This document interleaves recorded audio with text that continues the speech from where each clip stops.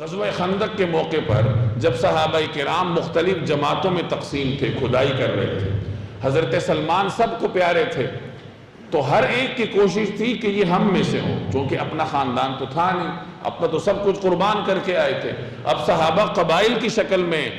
خندق کھود رہے تھے اور سلمان کے بارے میں جھگڑا ہو رہا تھا۔ ہر ایک کہتا تھا کہ یہ ہم میں سے ہیں، لہٰذا یہ ہمارے ساتھ آ کر شریک ہو جائیں، ہمیں یہ اعزاز حاصل ہو کہ سلمان ہمارے ساتھ ہوں۔ جب نبی کریم صلی اللہ علیہ وسلم نے دیکھا کہ انصار اور مہاجرین میں سے ہر ایک سلمان کو اپنے ساتھ شامل کرنا چاہتا ہے، تو آپ صلی اللہ علیہ وسلم نے فرمایا سلمان منا اہل البیت، کہ دیکھو سلمان ہم میں سے ہے، یہ اہل بیت میں سے ہے۔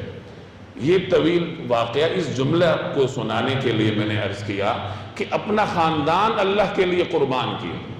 سب کچھ چھوڑا،